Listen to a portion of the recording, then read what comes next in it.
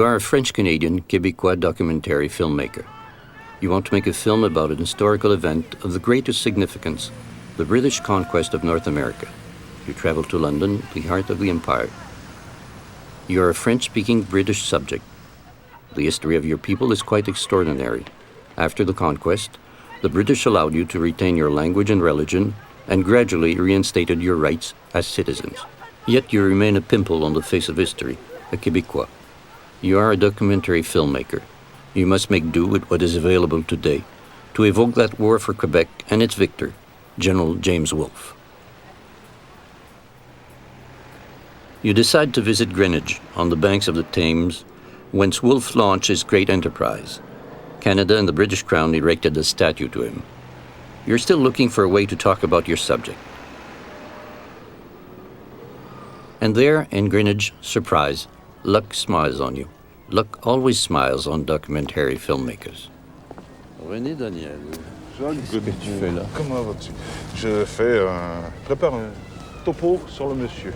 René Daniel Dubois, whom you meet by chance at the foot of Wolfe's statue, is a Québécois playwright preparing a feature film on the same subject for the Americans. You suggest working together, documentarist and dramatist, during the research. He agrees. Il y a plusieurs sortes de films historiques. Je dirais qu'il y a 3 grands styles de films historiques. Il y a les films historiques, les sagas, où il n'y a pas vraiment de personnage central, comme dans Le Jour le plus long, disons, par exemple. Où tu as des films où l'histoire écrase des gens, puis on suit ces gens-là, comme dans Le Bateau ou dans Autant n'emporte le vent. Ou tu as des films où c'est la personne qui fait l'histoire, le Napoléon d'Abel Gance, par exemple. Alors, je leur ai demandé lequel vous voulez. Et à ça aussi, ils m'ont répondu, tu as complètement carte blanche. Alors, j'ai complètement carte blanche pour tout et tous les choix me sont ouverts.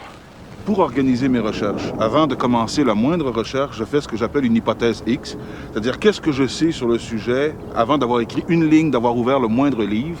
Alors, mon hypothèse X que je me suis rédigée, c'est ça, avant de partir en voyage.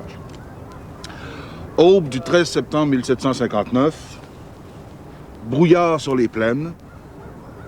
Sur les remparts de Québec, les soldats français sont inquiets. Les habitants commencent à sortir de leur demeure, inquiets à leur tour dans ce silence. Le tocsin se met à sonner. Tout le monde s'était massé du côté du fleuve pour attendre de voir si les Anglais ne seraient pas partis, par quelque miracle, mais c'est derrière, sur les plaines, qui sont en train de s'installer, les Anglais. Branle-bas de combat. Dans les 2 camps, on se précipite de tous les côtés. Les Anglais pour achever l'ordre de bataille, les Français pour sortir des murs. C'est la frénésie des 2 côtés, un build-up de courses, de chevaux au galop, de manœuvres au fur et à mesure que les unités françaises se regroupent, s'organisent. Et puis, au sommet, au climax, dans chacun des 2 camps, arrive pour se placer chacun des généraux sur son cheval. Wolfe, Montcalm. Ch'tac, ch'tac. Le silence se fait instantanément. Le temps se suspend. Et on remonte dans le temps. Wolfe et Montcalm ne sont encore que des enfants et ils entendent déjà les grands de leur famille et les invités qui discutent âprement des colonies.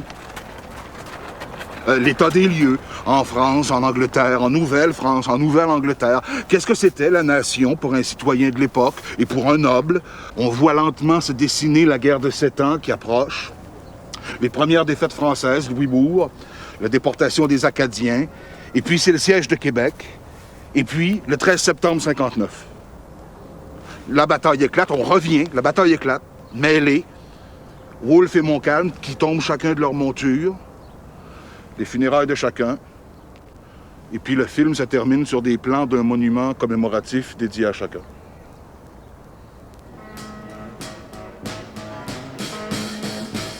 I got the blues with you. Many don'ts and do's with you. Out of curiosity, you decide to look up one of Wolfe's descendants in England. You would like to talk to him about his famous ancestor, a passionate lover of poetry. You find him at 16 Camden Street in London. I got the blues with you.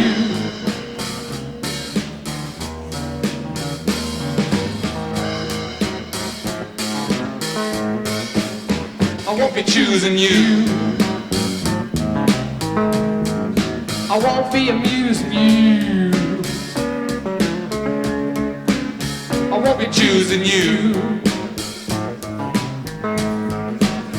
First you turn my head and then you cut me dead. I got the blues with you. Andrew Wolfe Burroughs writes his own songs, which he performs with a small band for his friends. It's surprising how character is hereditary. The very official descendant of the Victor of Quebec, a poet by night, is a BBC television journalist by day. The son of a military officer, he himself is the father of an 8-year-old boy. Like his commoner forefather, he is a progressive, what is known today as a liberal. At the CSA headquarters in central London, A specialist on ethnic issues, he is the same age as the general was when he died on the battlefield, 32. General James Wolfe died at 10:25 in the morning on the battlefield, fatally wounded by 3 Canadian bullets. Before he died, he heard his officers exclaim, "They run, they run." "Who runs?" asked the general, already blinded by pain. "The French, sir," in disarray, came the answer. "Thank God, I die content," replied General Wolfe, who, having defeated the French at Quebec, handed Canada to the Crown. This is Andrew Wolfe Burroughs in Westerham, England.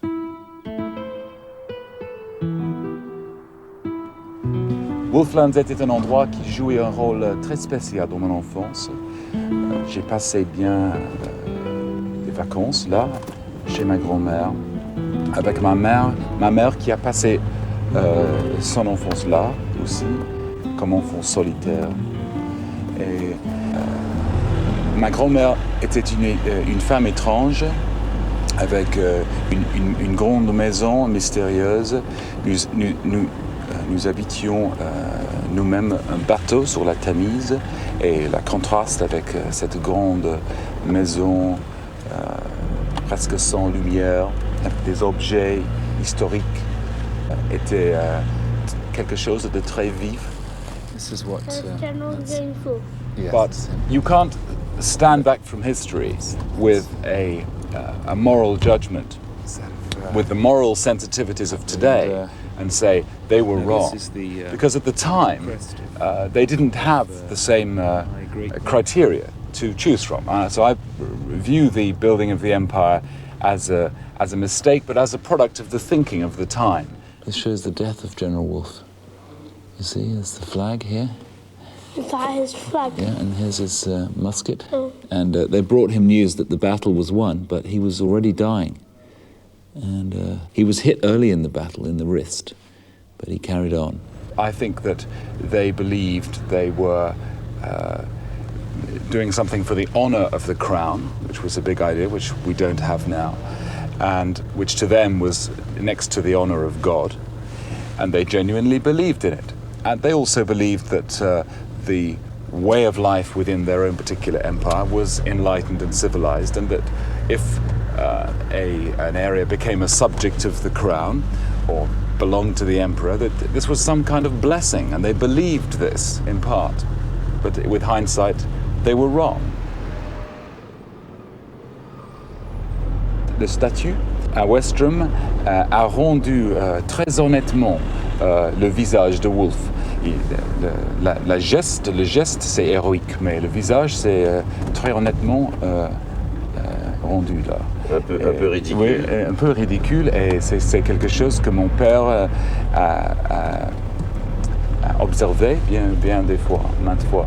Bien sûr, quand j'étais enfant, mon père m'a donné pour mon anniversaire de peut-être 5 ans un globe.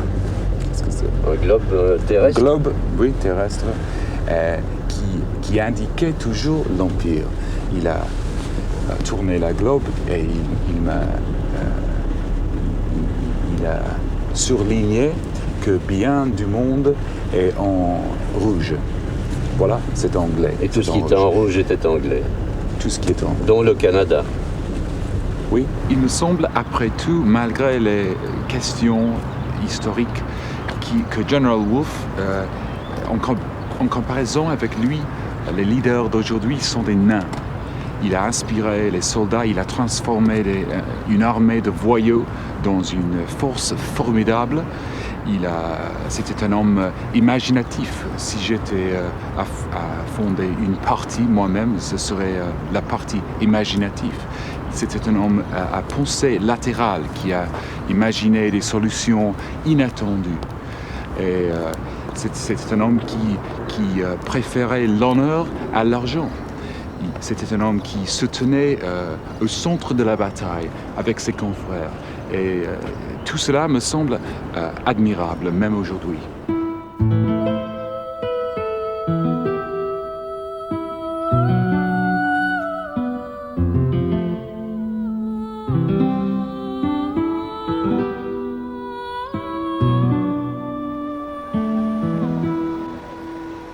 Le problème, c'est que la bataille des plaines d'Abraham, elle commence ici, à la Tour de Londres. En 1066, il y a un Normand. 1066, il y a près de 1000 ans de ça.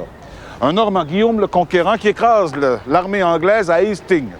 Il écrase l'armée anglaise, il s'installe sur le trône d'Angleterre, il impose le français à toute l'Angleterre, à telle enseigne que la première grammaire française se rédige à Londres.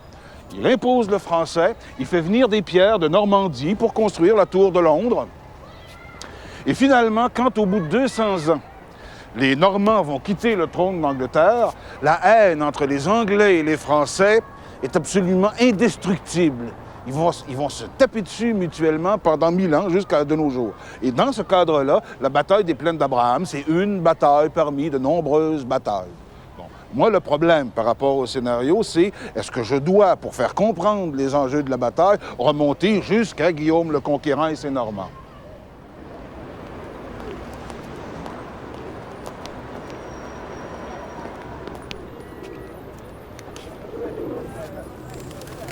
You learn to work with René Daniel Dubois, the dramatist, and you envy him. All he needs are a notebook and pencil. Sometimes you find yourself explaining that documentary filmmaking imposes constraints of time, light, and travel, and that in this game you have to be patient, like a hunter. Reality will not simply bow to meet the needs of your story. OK. L'essentiel à comprendre, le contexte, c'est que le Canada, donc y compris la Nouvelle-France, passe aux mains des Britanniques pendant ce qu'on a appelé la guerre de 7 ans, parce qu'elle va de 1756 à 1763. Pendant cette guerre-là, celui qui dirige les destinées militaires de la Grande-Bretagne, c'est peut-être le plus grand génie politique et militaire que l'Angleterre ait connu au 18e siècle, pendant le siècle des Lumières, qui s'appelle William Pitt l'Ancien. William Pitt l'Ancien pense qu'il faut contenir l'expansionnisme des Français, mais pas en attaquant la France en Europe, en l'attaquant dans les colonies, c'est-à-dire dans les Amériques et puis aux Indes. Et c'est ça qui explique l'énorme puissance des moyens que Pitt lui-même va confier à Wolfe pour conquérir Québec et qui est la capitale de la Nouvelle-France, donc toute la Nouvelle-France. James Wolfe, whose life is pictorially portrayed in these pages, has not without reason become a hero for two great nations, England and Canada. By his victory on the heights of Abraham, he changed the whole course of history for the North American continent. You know that after the Battle of 1759, the British officers carried Wolfe's body from Quebec City to London aboard a Royal Navy ship. In search of his remains, you end up at the Church of Saint-Elphège, where no one ever sets foot. This isn't even a crypt, yet it is here that the general's bones were sealed in the wall. The dramatist and documentary filmmaker cannot hide their emotion. You are face to face with the man who changed the course of civilization and our history.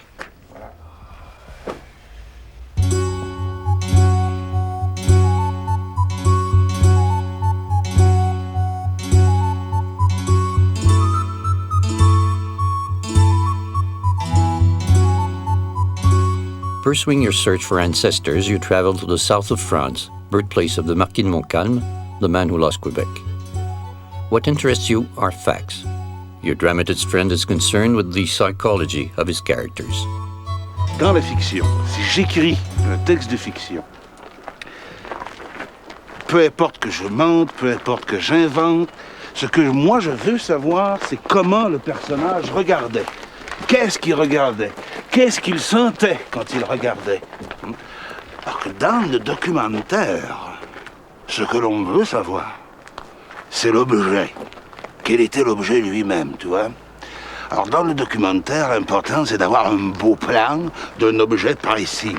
Par exemple, comme ceci, une meurtrière. Alors on se lève très très tôt le matin, on mange un petit déjeuner, on roule durant des heures, on se rend au pied de la muraille, on me fait un plan, on me fait un contre-champ, on prend un petit coup de vin, on prend un petit bout de saucisson, et ensuite on prend une petite bière, et puis on revient au camion et on rentre à l'hôtel après une petite route.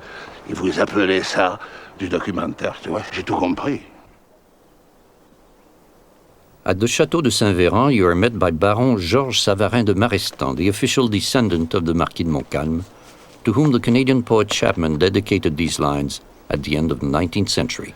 Montcalm traversa l'Atlantique écumeux, le paladin épris des héros de Corneille, fidèle au souverain, fier d'ancêtres fameux, avait dès sa jeunesse intrépide comme eux accompli des exploits dont l'esprit s'émerveille.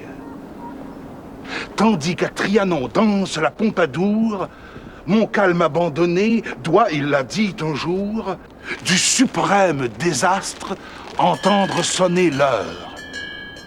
L'heure sonna bientôt. Guidé par un Judas des bords du fleuve au front d'une haute falaise,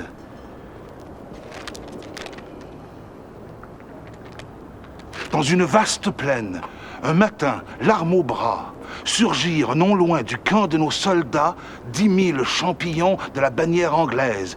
Le fier marquis courut, suivi de ses héros du grand Wolfe, attaquer la phalange homérique. Oh!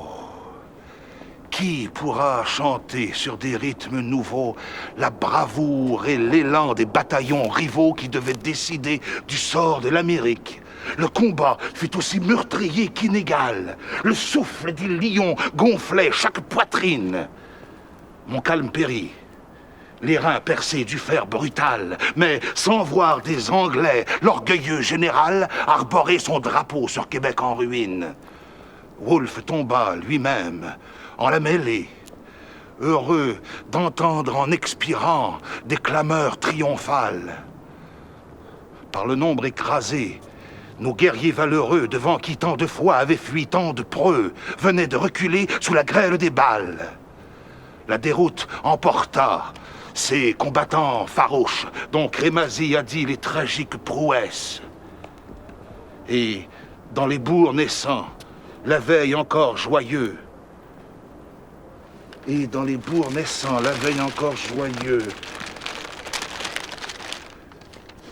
éclatèrent bientôt de longs cris de détresse. Un deuil sans nom couvrit nos champs et nos forêts, et comme l'albatros blessé traînant son aile, l'antique drapeau blanc troué par les boulets s'abaissa sous l'essor de l'étendard anglais et s'enfuit pour toujours vers la Gaule immortelle.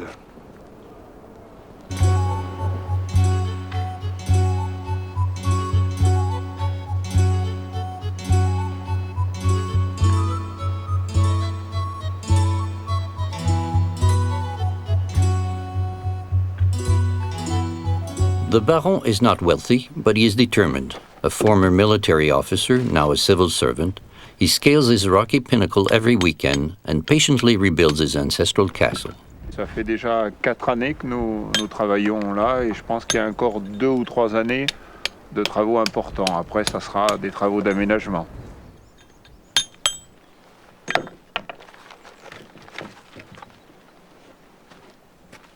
Pour le marquis de Montcalm, c'était un fief important parce que c'était la terre la plus ancienne qui était rentrée dans leur famille et c'est celle qui avait fait qu'ils avaient accédé au rang de noble puisque c'était un fief noble et que c'est grâce à ce fief que sa famille avait pu s'anoblir.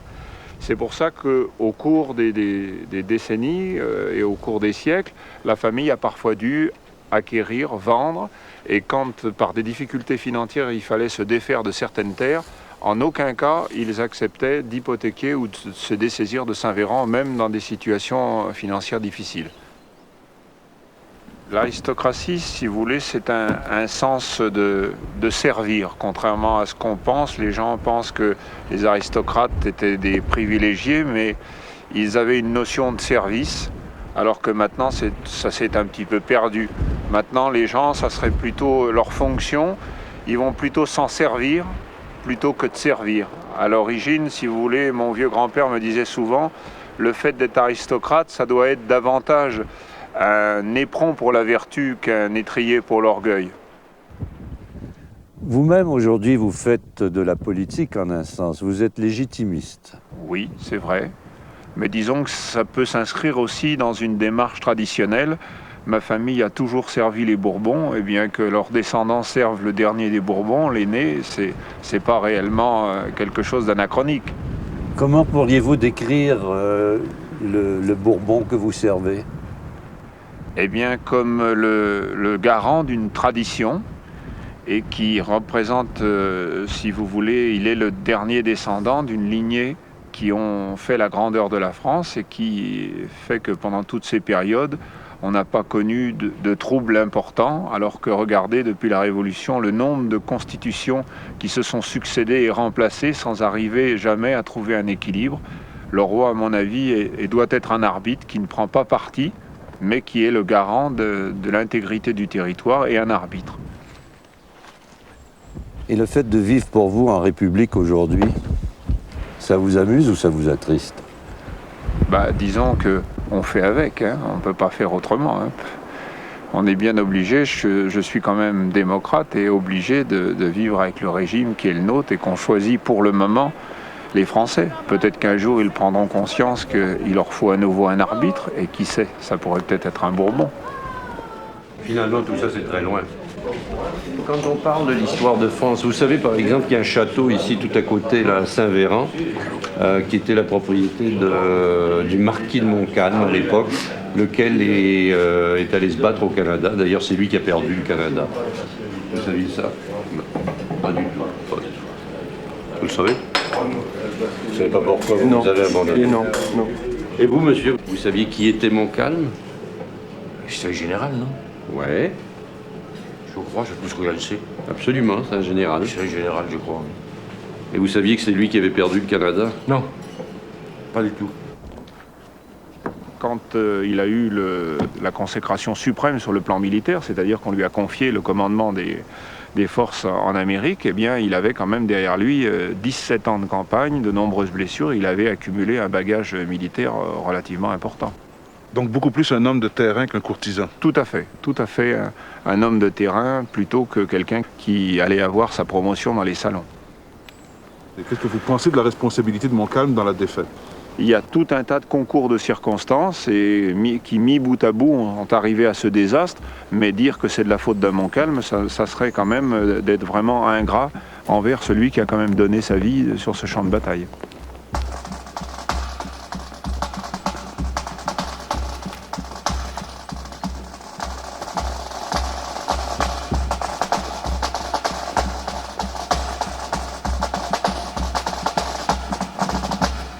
L'ennemi, possesseur des hauteurs de Québec, était content de cette position qu'il avait si longtemps désirée et qui nous forçait d'abandonner notre camp, n'ayant plus de communication avec nos subsistances. Aussi ne songea-t-il pas à nous poursuivre. Les divisions et les équipages se mêlèrent avec tant de confusion que 50 hommes auraient détruit tout le reste de notre armée. Le soldat français ne connaît plus de discipline et au lieu d'avoir formé le Canadien, il en a pris tous les défauts.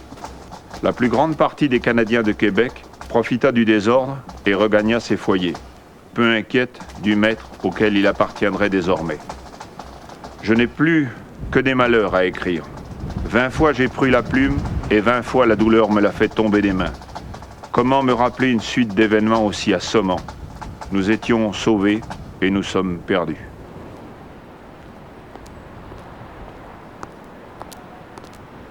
Back in Quebec City, our search takes us to the Ministry of Education. Since everywhere we go, we hear complaints about the sorry state of history teaching, we want to know why. The current minister informs us that it is impossible to teach the history of Canada to people who don't know if they are Canadians, Quebecers, or Americans. We decide to inquire at the Curriculum Directorate, hoping that civil servants may have greater insight than some minister who would soon move on.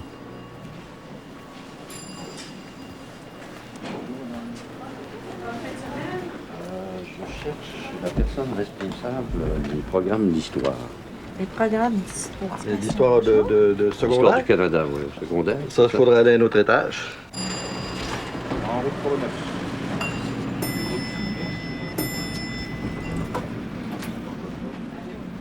Programme d'histoire. Oui. Je me renseigne. Attends un instant. Oui.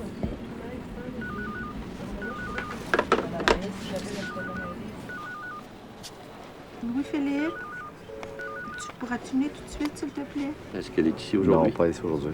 Est-ce qu'elle est à Québec? Elle est à Québec, mais je ne sais pas où exactement. Non, elle n'est pas à Québec en ce moment, elle est en congé de chez elle en ce moment. Ça va.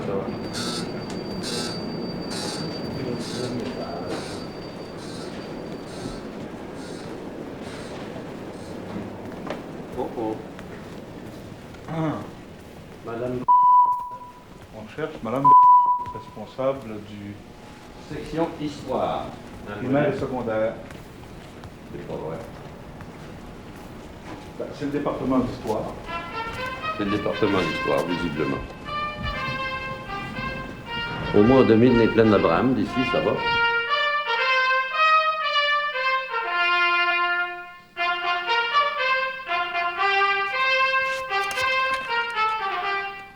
With our crew, we screen a film that Philippe Falardeau has discovered in the vaults of the National Film Board, gathering dust on a shelf.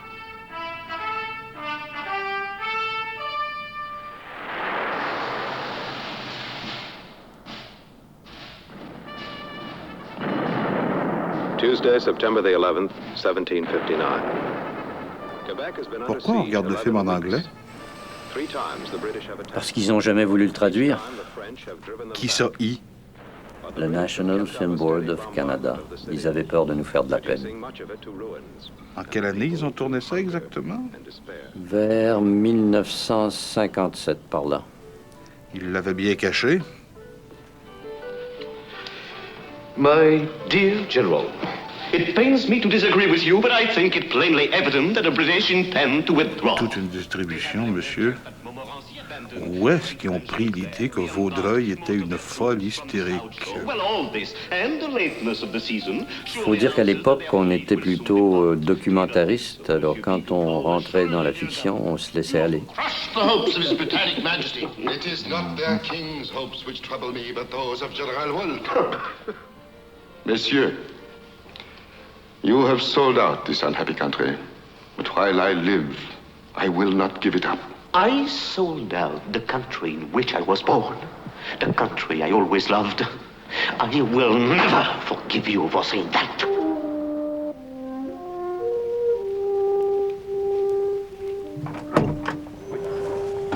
Attends, je vais t'ouvrir. Merci. Moi, je ne peux pas t'aider là-dessus.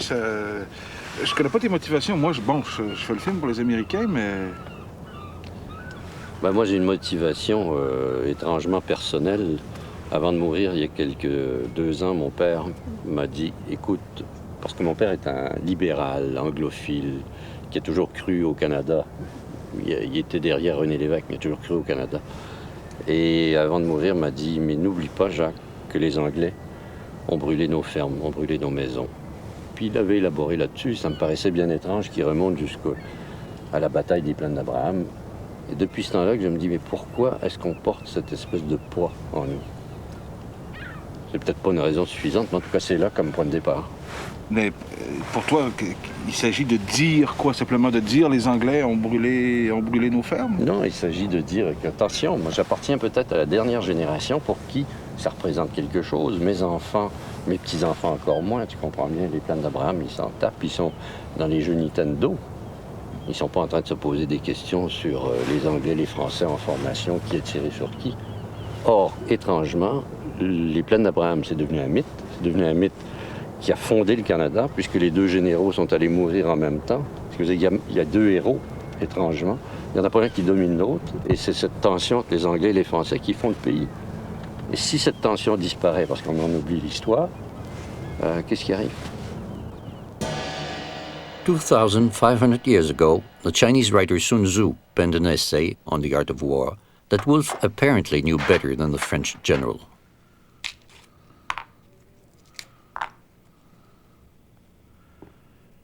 Sauvegarder un pays vaut mieux que le détruire.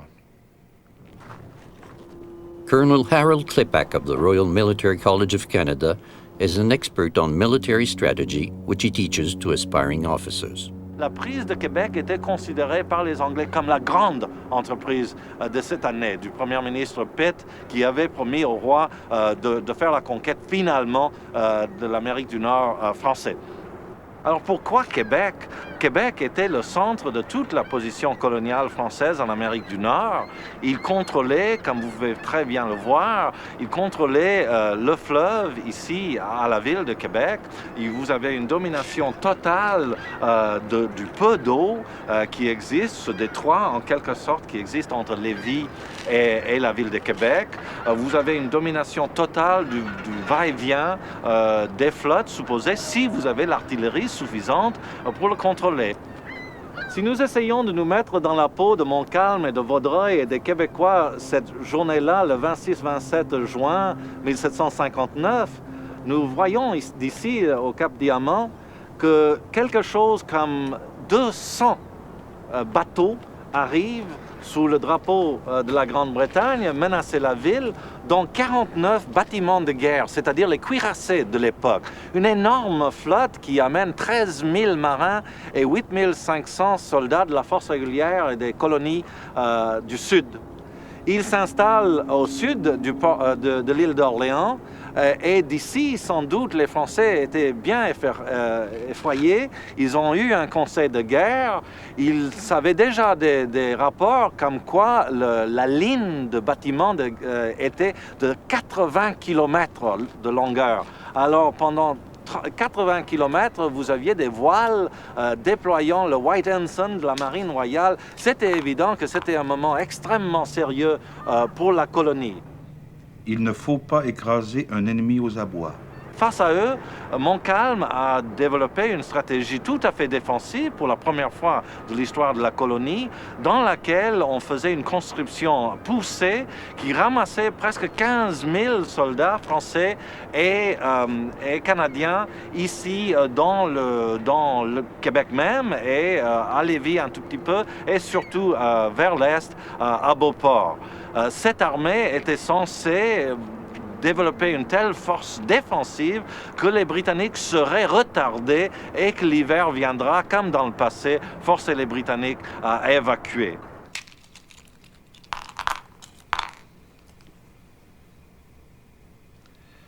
Celui qui ne peut vaincre reste sur la défensive. Celui qui peut vaincre attaque. Nous avons, du côté francophone, beaucoup de capacités, mais nous avons très peu de mobilité. Parce qu'on a des forêts. C'est l'Amérique du Nord encore vierge. Il faut passer par le fleuve et le fleuve est dominé par les Britanniques. Wolfe installe ses premières positions ici sur l'île d'Orléans avec la flotte derrière lui dans le canal sud. Et lorsqu'il regarde vers le nord, il voit le flanc gauche de la position de Montcalm à la rivière Montmorency, le gros de la position du centre de Montcalm à Beauport et ensuite à Québec même, à la ville de Québec. Sur sa gauche, il voit le point Lévis et les petits bâtiments qui étaient le village de Lévis à l'époque. Le général doit toujours s'adapter aux conditions du terrain sur lequel il combat. Les Britanniques s'installent le 8 juin, le 5, 6, 7, 8 juin, des batteries de l'autre côté du fleuve, ici, à Lévis, et ils commencent le 8 à bombarder la ville. Et dans les prochains 16 jours, ils lancent 15 000 obus sur cette ville qui compte seulement 10 000 habitants. In the history of Canada, as taught to us as children, heaven, the martyred saints, and the Virgin Mary were presented as a divine army that stood with us against our enemies. In reality, Cannon spoke louder than God himself. Elle avait accepté les 2 fois d'avant. Pourquoi pendant l'été 1759, elle n'a pas voulu? Pourquoi elle a abandonné les citoyens de Québec?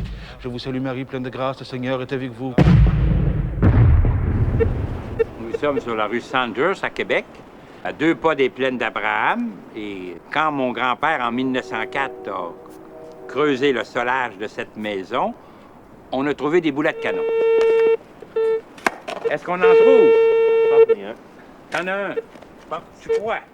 Dr. Camille Gosselin, a Quebec City surgeon, lives next to the battlefield. Enlève tes mains, Philippe. Tu vais me salir, Jacques? Ça fait rien.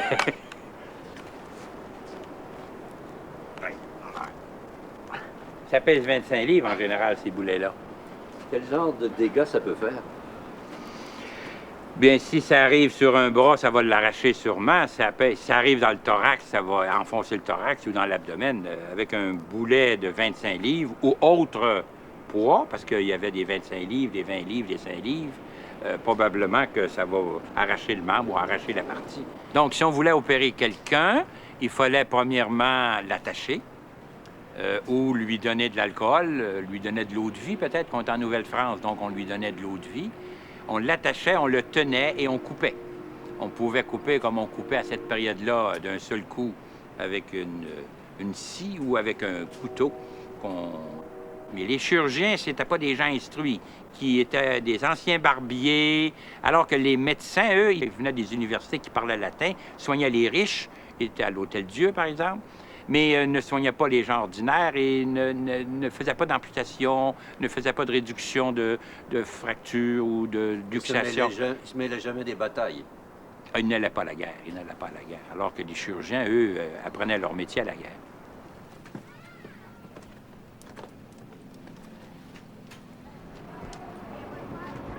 The Baron de Marestan told us that his ancestor's skull has been kept at the Museum of the Ursuline Sisters in Quebec City for the last 200 years. It was on display for tourists, but the Ursuline won't let us film it.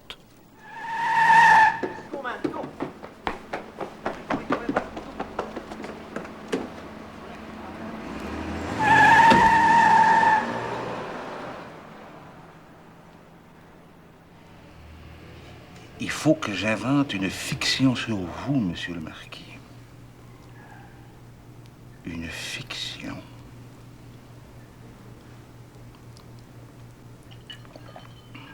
Un documentaire, ce serait facile. Mais une fiction. Ce qu'on appelle un héros, ça a beaucoup changé depuis votre temps. Dans votre temps, il y avait le roi, quelques membres de la grande noblesse, des histoires qui remontaient à la haute antiquité. Nous autres, maintenant, des héros, il nous en faut dans tous les domaines et de toutes les époques. Et puis, si on en manque, il faut en inventer, sur mesure. Lourde tâche. Lourde tâche.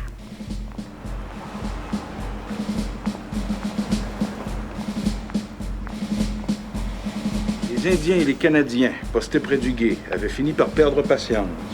Lançant des cris de guerre terrifiants, ils traversèrent la rivière et attaquèrent furieusement les Anglais. À moitié nus, le corps peinturluré, tomahawk, couteau et scalp pendant à leur ceinture, mousquets en main, les Indiens se ruaient sur les soldats anglais, les canardant et les scalpant au passage. Pour la plupart déguisés en Indiens, les Canadiens en faisaient autant. Tout aussi assoiffés de sang, les Anglais étaient figés d'horreur. Et puis on sait que les Américains, les Rangers américains, se battaient de la même façon que les Canadiens, en imitant les Indiens. Et puis il y avait des Américains sur le champ de bataille. Je pense qu'on peut pas... Les Américains doivent être là, en tout cas. Moi, si tu n'avais pas, je ferais demain matin. Je vais penser à ça. D'accord, à tout à l'heure.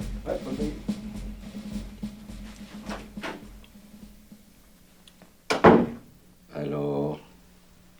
Mais moi, je sais plus, Jacques. Écoute, quand on s'est lancé dans le projet, on s'était dit qu'on essaierait de démystifier 1759, de voir ce qui restait de ça dans l'inconscient des Québécois, puis de fouiller la notion de vainqueur, vaincu, puis conquis. C'est pour ça qu'on est parti en Europe, d'ailleurs. Puis là, on a rencontré RDD, ça a pris un tournant super intéressant, super inattendu. Mais là, on a perdu de vue nos objectifs du début. Si tu y penses, on n'a pas d'historien, puis on n'a pas non plus d'éléments qui nous permettraient de faire le lien entre la rupture de 1759, puis la situation politique actuelle, puis la récupération politique actuelle. Je sais pas, moi. Ben, tout ce que je sais, c'est que si on demande à des historiens, tu sais qu'on demande à vos jouets, ou qu'on aille chercher des textes de Frégo, qu'on aille chercher des textes de Ouellette, comme Brunette, Séguin, peu importe. Tous les historiens ont une façon de voir la même bataille. Ouais, ben, notre façon de la voir. Là, présentement, j'ai l'impression que RDD est devenu l'historien de service là-dessus. Puis c'est pas un historien, t'as vu, quand il nous a parlé de sa première hypothèse à Greenwich, ça se rapprochait beaucoup plus d'un fantasme de cinéma que d'autres choses. En essayant de documenter la réalité, en suivant lui, sa fiction à lui, j'ai l'impression que la fiction est en train de nous bouffer. Lui cherche un point de vue pour son scénario, puis tu le suis dans la recherche de son point de vue, puis moi j'ai peur qu'on se retrouve à la fin de ça, pas de point de vue sur l'histoire. Ça sert à rien d'avoir peur, d'abord. Ce qu'il faut se dire, c'est que lui se sert de notre recherche, mais nous, on se sert de lui, parce que pour dire la vérité d'une histoire comme celle-ci, il faut savoir mentir jusqu'à un certain point. Il faut mentir pour dire la vérité des choses. Et bon, il est notre seul mensonge disponible. Et dans le fond, ce qu'il nous apporte, c'est de la dimension de l'imaginaire, même à partir de la réalité. Or, l'histoire, c'est la dimension imaginaire d'un peuple. J'espère que tu as raison. On verra bien. De toute manière, la grande force de notre démarche, c'est de construire à mesure les choses. On n'est pas obligé de se soumettre à un scénario. On n'est pas obligé d'avancer en sachant où on va. On peut se permettre d'aller à mesure vers ce que l'on découvre. Moi, je trouve que c'est extraordinaire parce que la marche de l'histoire, c'est pareil. J'ai l'impression que la rencontre fortuite à Londres n'était pas si fortuite que ça. Jusqu'à un certain point, on avait besoin de lui. On ne pouvait pas s'en sortir autrement. OK. Moi, ça me semble pas pire. Pour que ce soit vraiment clair, la chose qui manque, je pense que les deux points de vue sont là. Mais il faudrait les pousser plus, chacun à son bout. Je pense qu'il faut que tu insistes plus sur ce que tu entends par l'imagination. Qu'est-ce que ça apporte, ta définition de l'histoire? Là, quand tu dis l'histoire, c'est l'imaginaire d'un peuple, OK? Puis d'un autre côté, toi, Philippe, je pense qu'il faut que tu ailles plus, en une phrase ramassée, dire c'est quoi le point de vue du documentariste, là? C'est-à-dire vraiment le sortir en une phrase. Parce que tout le fond est là, il manque juste les sommets là, des deux montagnes là, pour que le profil soit bien clair. Moi, autrement, ça me semble... Ça fait pas trop faux? Pas du tout. Enfin, pas à mon œil. Il là. manque le sommet des deux deux montagnes. montagnes. Messieurs.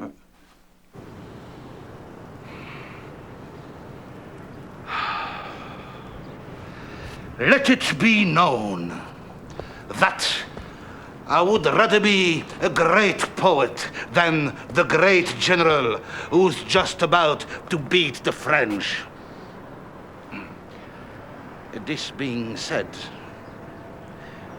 let's see if there wouldn't be a way to land our troops over there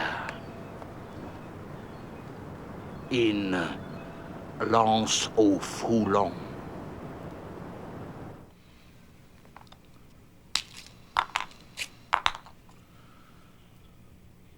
La guerre, c'est l'art de duper.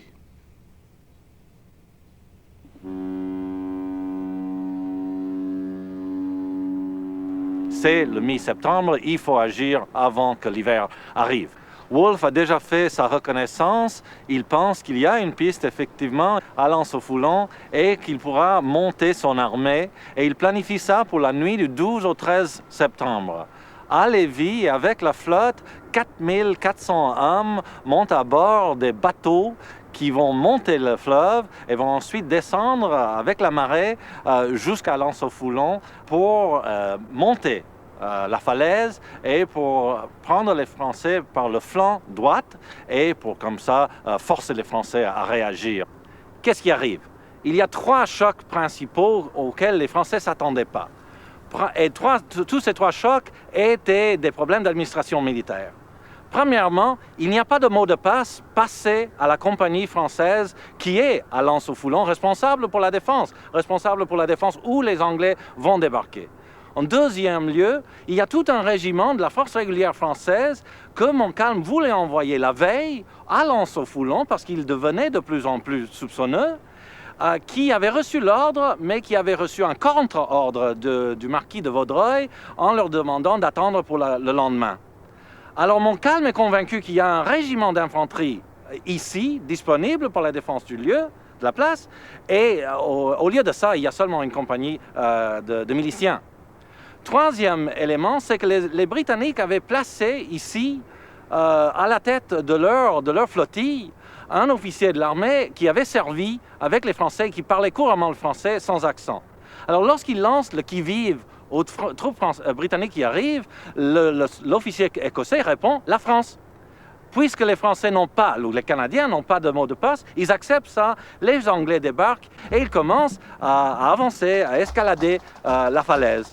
Il faut attaquer l'ennemi là où il ne s'y attend pas. Montcalm avait mal dormi, le peu qu'il avait pu dormir. Il découvre par le son du feu qui arrive de l'ouest qu'il y a quelque chose qui va mal et il reçoit vers 6 heures un messager qui arrive en dénonçant, en disant qu'effectivement l'armée britannique principale est descendue, est en train de monter, d'escalader la falaise. Alors évidemment, c'est un moment de grand choc pour lui. C'est à toute fin pratique, c'est la fin de son projet, qui était quand même d'arrêter les Britanniques à Beauport. Les Britanniques n'arrivent pas par Beauport. Il part en courant direction ouest et il arrive pour voir qu'effectivement, Wolfe déploie ses forces. Ça devient extrêmement sérieux.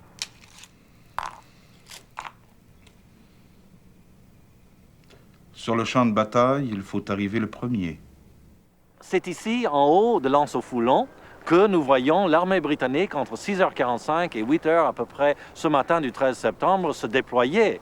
Qu'est-ce que Wolfe avait? Il avait avec lui seulement 2 petits canons, alors pas très intéressante son artillerie pour le moment, avec la première vague au moins, mais il avait 4400 troupes, en grande majorité de la force régulière britannique, même s'il y avait des troupes coloniales. Devant lui, très peu, la compagnie de Vergor qui recule, mais qui recule en tirant, et des Indiens qui viennent de s'ajouter aux forces françaises et qui continuent quand même pas à bombarder, mais à tirailler contre les Britanniques. Il faut comprendre que ce n'était pas seulement ici, dans le parc, que le combat avait lieu, c'était tout le promontoire, ici, devant Québec, jusqu'à la rue Sainte-Foy, où l'armée britannique se déploie. Alors 4400 hommes en 2 rangs, avec leurs 2 canons au milieu, qui sont maintenant prêts à, s'il y a une contre-attaque française, l'invasion est faite, on est sur le flanc des Français.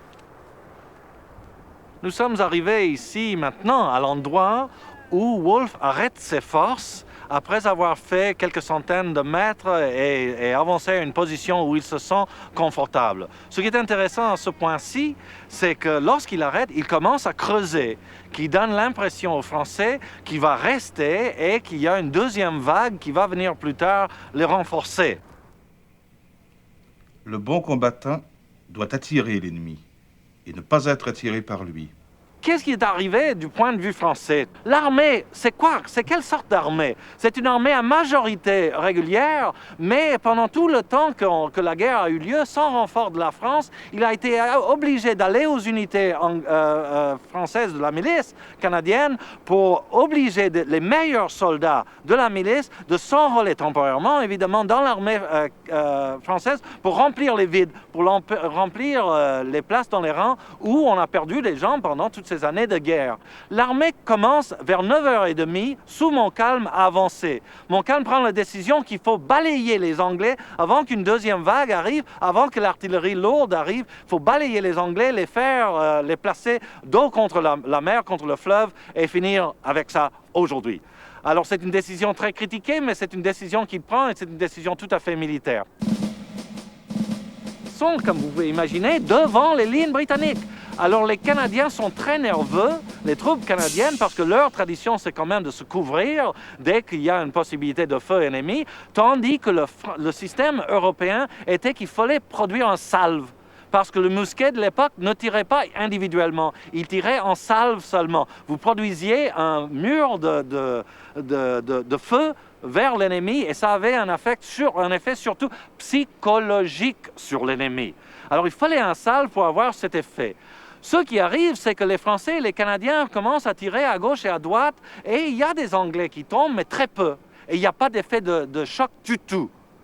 Alors les Français avancent tant bien que mal, il y a de la désorganisation à l'intérieur de la force et à un certain moment, ils arrivent à 40 verges, seulement 40 verges, juste devant nous. Ils arrivent et les Anglais qui ont chargé doublement, c'est-à-dire avec 2 balles dans chaque fusil, tirent un salve absolument extraordinaire. C'était comme un coup de canon, les survivants le disent. Un seul salve, c'était un salve parfait et des milliers de balles entrent dans les lignes françaises au même moment. Eh bien, vous recevez ce choc psychologique au même moment que les Canadiens français disaient « Excusez-nous, nous savons ce qui vient, nous mettons à terre ». Alors l'impact était double, parce qu'on avait l'impact psychologique du choc du feu, mais en deuxième lieu, les soldats français de la force régulière avaient l'impression qu'à gauche et à droite, il y avait des morts beaucoup plus nombreux, parce que les Canadiens étaient tous à terre. Les Anglais, qui normalement, dans leur tactique, attendraient, avanceraient seulement divergent et lanceraient une deuxième salve, voient la confusion dans les rangs français et l'ordre est donné pour une charge générale, c'est-à-dire une attaque générale à la baïonnette, et pour les Écossais avec les grandes épées à double tranchant, le Claymore, ils s'élancent à l'attaque tout de suite contre des lignes françaises. C'est à ce moment-là que d'abord sur la droite, ensuite, au centre et sur la gauche, on commence à céder dans la confusion. Essayez de vous imaginer beaucoup de fumée, beaucoup de morts, beaucoup de cris, des tirs qui continuent, la confusion généralisée. Et on perd plus de 1900 hommes entre ici et les fortifications de Québec même. C'est ici que des Anglais étaient, mon cher Marquis. Et la ligne anglaise, passez ici, regardez.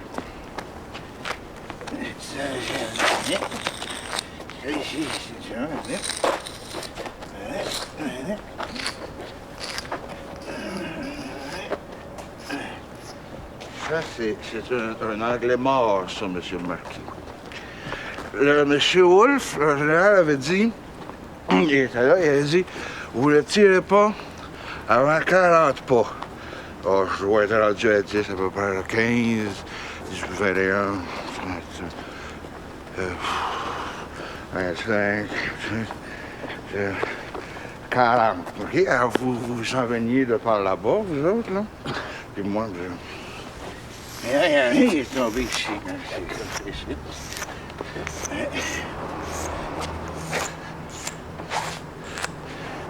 Ça, c'est vous, les Anglais étaient là-bas. Ça, c'était un Canadien, ben non, c'était un Français. Si je veux un héros, ou ben donc je prends celui-là qui s'est jeté à terre quand les Anglais ont tiré, ou ben donc je m'en prends un là-bas qui était caché dans un bosquet au bout. C'est ça le choix de héros que j'ai. Alors, tout ça a lieu, le combat principal a lieu dans 15 minutes et tout le combat s'est fini dans moins d'une heure. Alors, la survie de la colonie et l'avenir du Canada et de l'Amérique du Nord en général, c'est décidé dans très peu de minutes, mais c'est un seul salve qui décide l'effet de ce matin. Il y a 6 malheurs. La fuite, le relâchement, la chute devant l'ennemi, l'effondrement, la confusion et la défaite. Ces 6 malheurs sont causés par les erreurs du général. Le grand débat, évidemment, est-ce qu'on aurait dû sortir des fortifications de Québec? Chaque personne doit décider pour elle-même. Mais ce qui est sûr, c'est que, vu du point de vue militaire, il fallait finir avec les Anglais avant qu'une deuxième vague arrive, avant que l'artillerie de siège arrive. Et si on restait sur la défensive, on permettrait aux Anglais de débarquer l'ensemble de leurs forces sur les plaines et d'avoir gagné le Côte-Nord. Alors, Montcalm, pour le bien, pour le mal, c'était évidemment pour le mal, pour beaucoup de gens, avait décidé qu'il fallait risquer tout.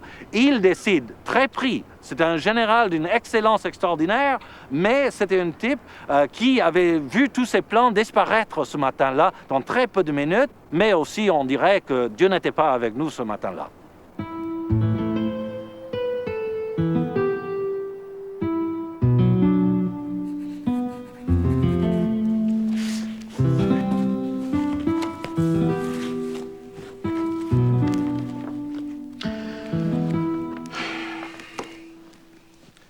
Traître. Dans toute histoire de défaite, il faut un traître. Dans le cas de la bataille des plaines d'Abraham, on en a 10. Mon problème, c'est de trouver le bon. Le capitaine Louis Dupont du Chambon de Vergor. Il est responsable de la surveillance et de la défense des plaines d'Abraham, juste au-dessus de l'Anse-au-Foulon. Peut-être qu'on ne peut pas dire qu'à proprement parler, il a trahi. Mais en tout cas, il s'est montré très, très, très négligent. Il s'est montré très, très, très incompétent. Et en passant, il s'est littéralement tiré dans le pied. Vaudreuil, le traître gouverneur. Ces sempiternelles chicanes de juridiction avec Montcalm sapent le moral du héros. En plus, le jour de la bataille, il sauve en calèche. Voltaire, le traître philosophe. Il affirme à Versailles que la France a mieux à faire avec son argent et avec ses troupes que de défendre quelques arpents de neige. Les traîtres bourgeois de Québec, en pleine agonie de Montcalm, ils font dire à son remplaçant, Ramsay, que là, ils trouvent plus ça drôle, que la guerre leur coûte trop cher, qu'ils perdent trop d'argent, qu'eux, ils veulent plus jouer, et ils l'enjoignent de remettre la ville aux Anglais le plus vite possible, ce qu'il fait. Montcalm, le traître général en chef. Il ne reconnaît pas la valeur Viet Cong des milices canadiennes, il ne respecte pas sa propre stratégie, il n'arrive pas à faire prendre un ordre de bataille convenable à ses troupes, et en plus, il tourne le dos aux Anglais. Bigot. Non. Non, Bigot, je n'en parlerai pas. Bigot, l'intendant corrompu jusqu'à la moelle, qui presse comme un citron la colonie assiégée pour son seul profit et donne des fêtes somptueuses pendant les bombardements. Non. Je n'en parle pas.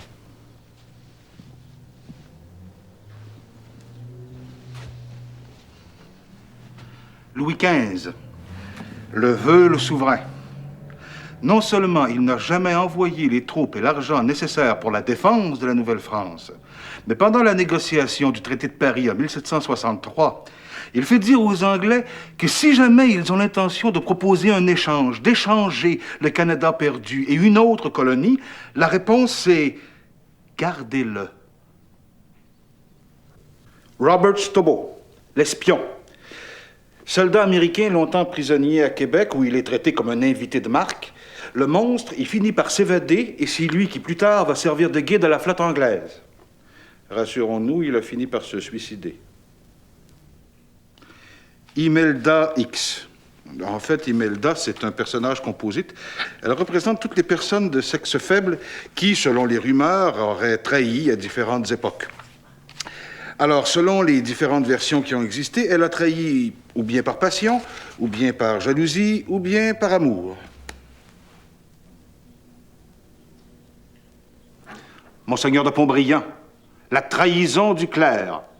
Il fait dire à ses prêtres de se tenir tranquilles, de ne pas s'en mêler, de ne pas prendre les armes et de ne même pas en cacher dans les églises et dans les presbytères. Il faut, dit-il, servir le Christ et non le roi.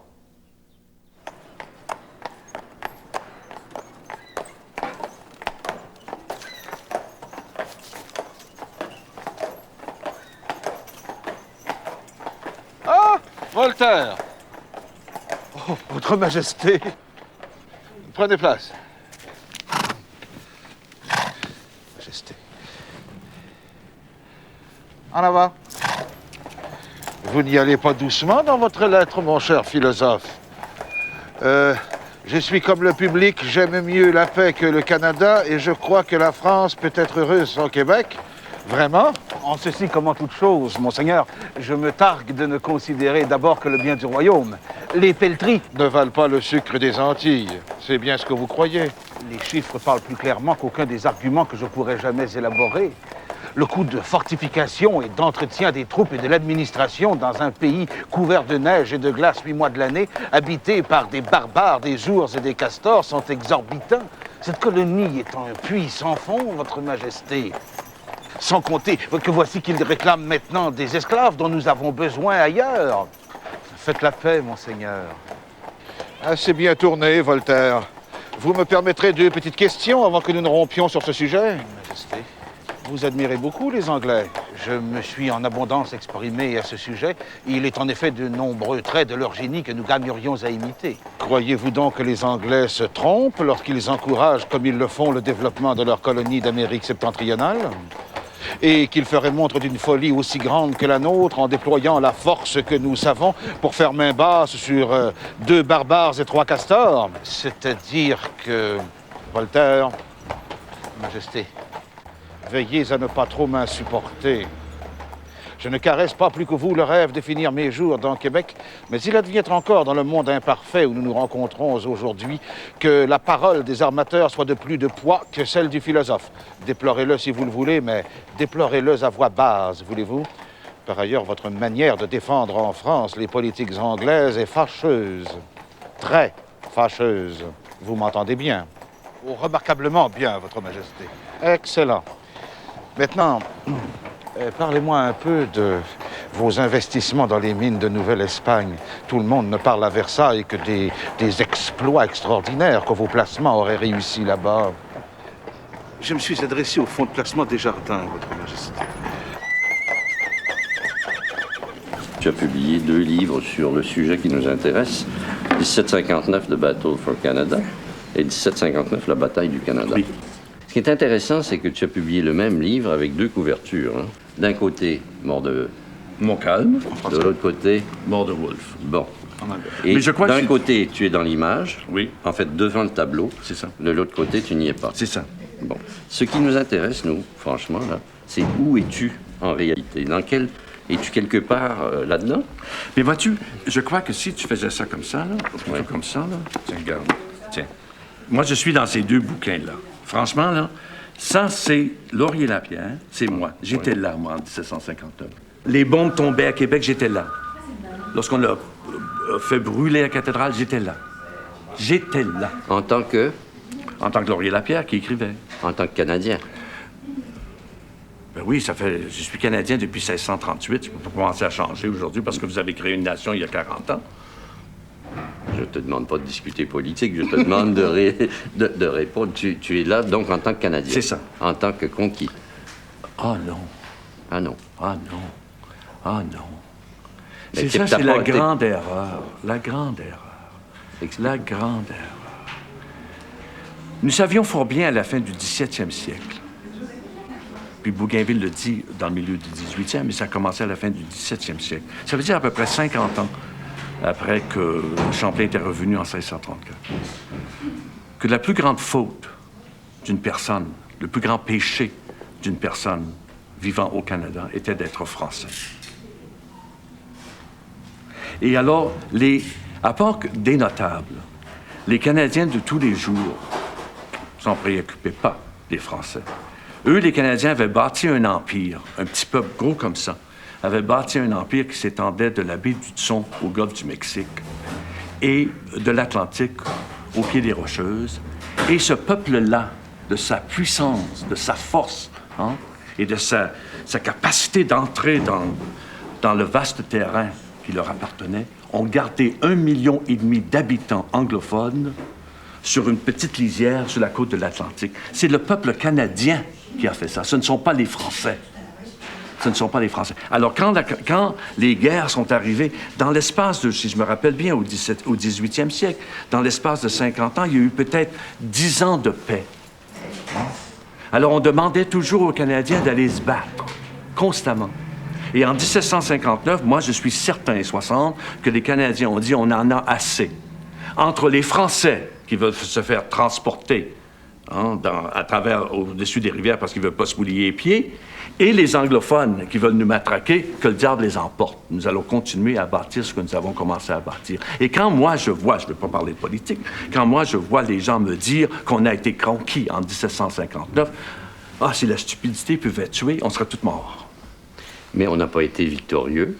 Ben non, mais on n'a pas fait partie de cette guerre-là. Mais qu'est-ce qui s'est passé le 13 septembre 1759? Comment vous définiriez ce qui est arrivé ce jour-là, le résultat de cette journée-là? Si Montcalm n'avait pas gardé une grande partie de son armée à Beauport, deuxièmement, si on avait écouté les francophones de la milice et les francophones de la milice canadienne, et les Canadiens de la milice canadienne qui disaient « il ne faut pas faire de bataille comme ça en Amérique du Nord », les seuls gens qui ont remporté la palme d'honneur sur les plaines d'Abraham, ça a été les 300 francs-tireurs de la milice canadienne qui se sont cachés derrière les broussailles puis ont permis aux Français de pouvoir courir. Ce sont eux, puis on n'a jamais écrit leur nom, parce que c'était pas des Français. On n'a pas écrit leur nom. Et il y en a des centaines qui sont morts à empêcher les Français de se faire tuer par les Anglais. Alors, on n'a pas été battus sur les plaines d'Abraham. Les Français ont été battus sur les plaines d'Abraham. Politiquement, aujourd'hui, comment tu vois la lecture des plaines d'Abraham comme elle est faite du côté du Canada anglais et du côté du Canada français? Étant un événement...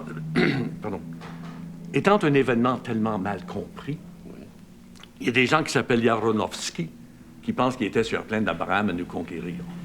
Tu sais? Alors, c'est mal compris des deux côtés parce que, vois-tu, jamais, avant Laurier-Lapierre, si je peux me permettre, on a vu les plaines d'Abraham et la bataille de 1759 et 60, les batailles de 1759 et 60, d'un point de vue purement du Canada. On a vu ça d'un point de vue français ou d'un point de vue anglais. Hein? Alors, on n'a jamais vu ça d'un point de vue canadien. Moi, ce que j'essaie de dire au monde à travers ce pays, c'est qu'en 1759, un peuple était prisonnier. Il a fait son devoir. Il a des grands moments d'honneur dans cette vaste crise, dans ces vastes guerres qui ne cessaient jamais, hein, et qui en est ressorti la tête haute. Et c'est un grand moment d'honneur. Plutôt qu'une défaite. C'est un grand moment d'honneur. Nous avions deux ennemis sur les plaines d'Abraham. Nous avions les Français et les Anglais.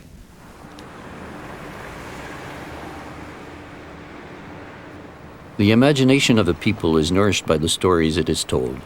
No one told us that the habitants laid down their arms, thus ending the war, that Quebec City's bourgeoisie demanded that Montcalm surrender, that the following year young Scottish soldiers married the widows and left to tend the fields.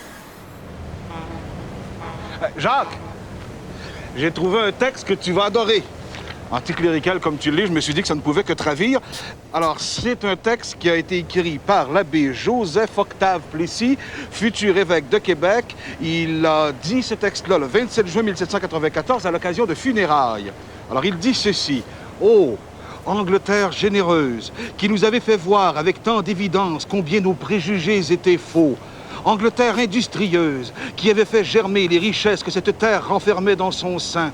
Angleterre exemplaire, qui, dans ce moment de crise, enseignait à l'univers attentif en quoi consiste cette liberté après laquelle tous les hommes soupirent et dont si peu connaissent les justes bornes. Non, non, vous n'êtes pas nos ennemis. Ni ceux de notre religion que vous respectez, ni ceux de nos propriétés que vos lois protègent.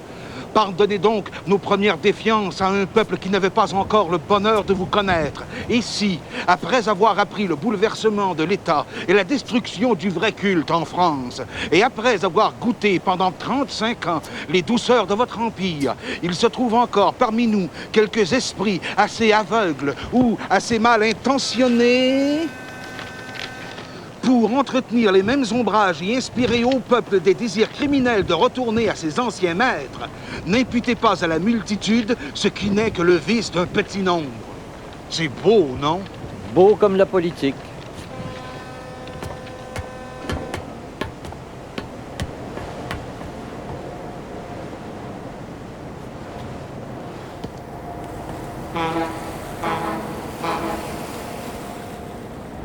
Abetted by the clergy, the British turned Quebec into a docile colony. Sweet revenge, 15 years later, France supported Washington in its War of Independence. We're left with two skeletons in the cupboard. In English Canada, James Wolfe is glorified as a victorious hero. For French Canadians, Montcalm, who died in an era of sanctity, is also idolized as a hero. History has the meaning we give it. The true conquest would be that of our minds. C'est pas une question théorique, c'est pas abstrait. Regarde, sur la question de la bataille des plaines d'Abraham, il y a autant de points de vue que tu peux rêver d'en avoir. Hein? Les seuls, apparemment, qui n'ont pas de point de vue sur la bataille des plaines d'Abraham, c'est nous, les premiers concernés. Pas de point de vue à part des légendes qui tiennent pas debout. Se poser la question de qui va raconter l'histoire, c'est pas du tout un problème abstrait. Au contraire, c'est la question. Comment je te dirais? Le petit chaperon rouge, le gros méchant loup, le chasseur et Mère Grand te raconteront pas du tout la même histoire. Ils vont te raconter chacun leur version, puis les différences, ce ne sera pas des détails. Le 13 septembre 1759, c'est la date dans notre histoire. Tout le monde n'arrête pas de se réclamer d'elle. Le 13 septembre 1759, on a été vaincus, on a été abandonnés, et il faut l'assumer, il faut se venger, il faut passer par-dessus, il faut passer à côté, il faut l'oublier. Mais oublier quoi? Venger quoi? Assumer quoi? Il n'y a personne qui sait ce qui s'est passé ce matin-là, ces plaines d'Abraham. Pire que ça, il n'y a personne même qui veut l'apprendre parce que tout le monde est convaincu qu'on le sait déjà, ce qui s'est passé. Il y avait 5 groupes qui participaient à la bataille le matin du 13 septembre 1759. 1. Les vainqueurs, les Anglais. 2. Les vaincus, les Français. 3. Les futurs vainqueurs, les Américains.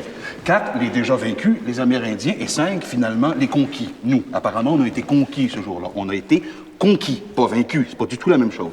Maintenant, viens voir. Regarde. T'appelles ça une question théorique, toi? Regarde. Le vainqueur, le vaincu dans le coin, en haut, à gauche, en train de tomber de son cheval. Le futur vainqueur, le déjà vaincu. Est-ce que tu vois un Canadien, toi, là-dedans? Pas l'ombre d'un. Question théorique.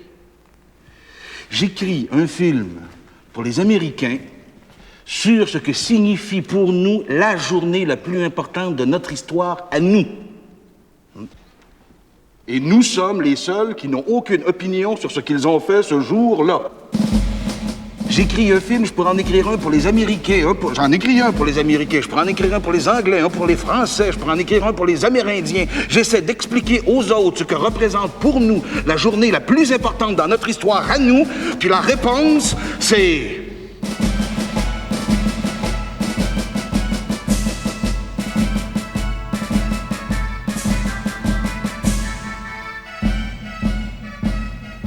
Qu'est-ce que je fais ici, moi, hein?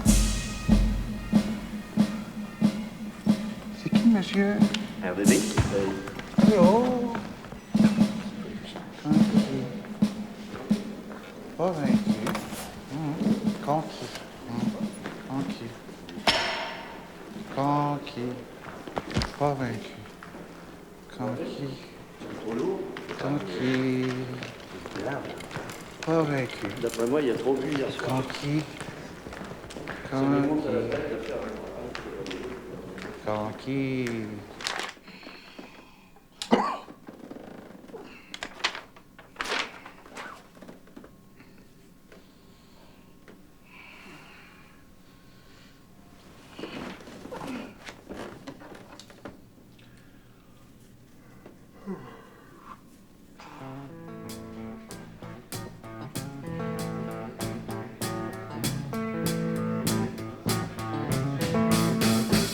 I got the blues with you.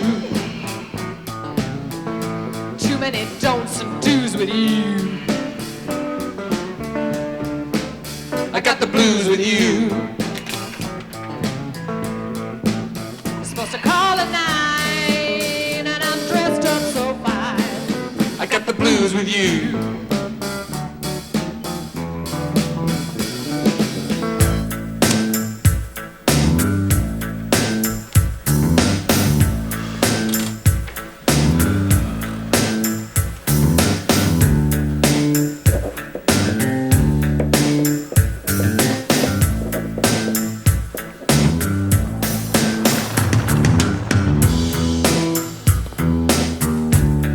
Monsieur Wolfe, vous êtes mort en disant « I die content ». Vous avez gagné, ça fait pas l'ombre d'un doute. Mais vous vous êtes pas rendu compte, en gagnant, que vous participiez à créer le futur maître du monde, les États-Unis d'Amérique. Vous vous êtes pas aperçu qu'en gagnant, vous trahissiez la couronne dont vous vouliez être le héros.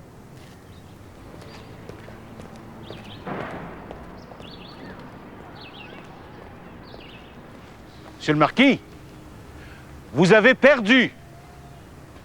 Vous êtes mort en disant « Je meurs content, je ne verrai pas les Anglais dans Québec ». Très certainement. Mais nous, on les a vus dans Québec, par exemple. Et on continue de les voir. Le problème, Monsieur le Marquis, c'est que l'immense majorité de vos descendants ne se souviennent ni de vous, ni de votre mort, ni du fait qu'ils ont perdu l'Amérique.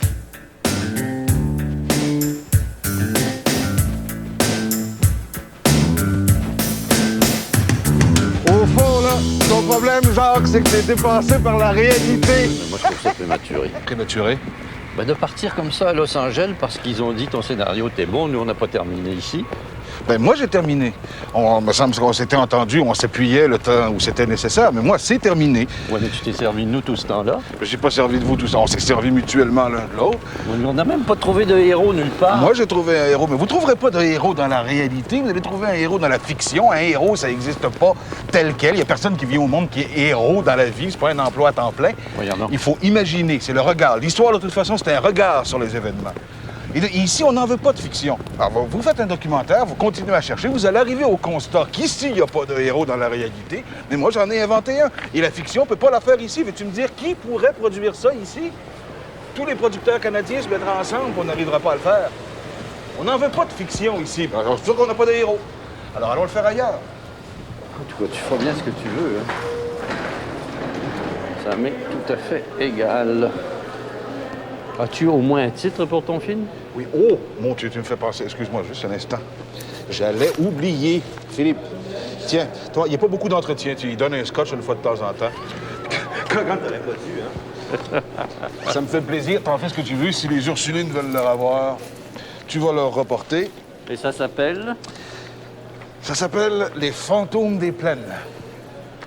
Ça va être nous, ça. Salut, monsieur. Salut. Merci beaucoup. Bonne fin de tournage. Tiens-moi au courant. D'accord. Monsieur. Ciao. Bye. Bon voyage. À la prochaine, les gars.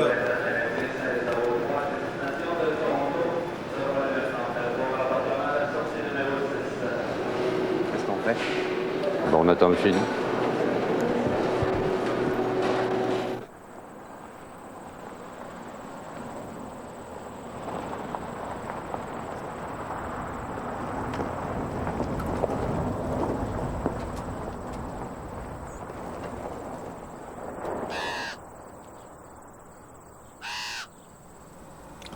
T'es sûr qu'on est au bon endroit? Ben oui, c'est le bon endroit. C'est toi qui as insisté pour qu'on vienne de bonne heure pour avoir des bonnes places. T'as une idée de ce que raconte son film? La critique est très bonne. Par contre, il semblerait qu'il avait invité des historiens, là, parce que c'est un film sur l'histoire, et ils sont sortis outrés. Bon, ça me paraît normal. Tu sais, les historiens sont en compétition avec les cinéastes, avec les écrivains, avec tous ceux qui racontent des histoires de toute manière. Aujourd'hui, j'ai l'impression que c'est à Hollywood que les histoires se racontent et que l'histoire s'écrit. C'est eux qui font les héros. T'as peut-être raison. Dis-moi, Philippe, là, de toi à moi, maintenant que personne nous écoute ni nous regarde, le traître dans cette aventure, c'est qui? C'est toi.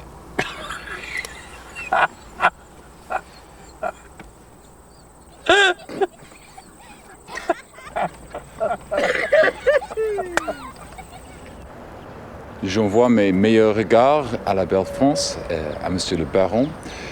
J'aime presque toutes les choses françaises, les films de Renoir, l'accordéoniste d'Edith Piaf, surtout les peintures de Pierre Bonnard. Je cuis avec la foie d'oie. J'aime bien le médoc, le pinot noir. Peut-être les femmes aussi, même s'il aime un peu la vengeance. Et j'espère que nous pouvons travailler ensemble pour résister à la culture et les valeurs américaines. Je vous remercie pour votre message qui m'est allé droit au cœur. Et à mon tour, je suis heureux de saluer depuis Saint-Véran le descendant du général Wolfe. En ce qui concerne la jalousie des femmes françaises, vous savez, on est vraiment jaloux que de ce que l'on aime. Alors peut-être êtes-vous tombé sur une femme qui vous aimait beaucoup et ça vous a peut-être un peu pesé, mais j'espère qu'avec le temps, les choses se sont arrangées ou s'arrangeront. En ce qui concerne votre penchant pour la culture française, je dois vous confesser que je ne partage pas tout à fait le même enthousiasme pour la culture anglaise. C'est peut-être parce que je la connais moins, les Beatles, peut-être, mais vous allez peut-être m'apprendre un petit peu à l'aimer. Par contre, pour votre combat contre la culture américaine qui est un petit peu trop présente et qui a un petit peu perverti les nôtres, je dois vous dire que je partage tout à fait cette démarche et que je pourrais éventuellement m'associer à la vôtre. Nous pourrions peut-être nous rencontrer pour en parler. Qui sait, nous serrer la main sur les plaines d'Abraham.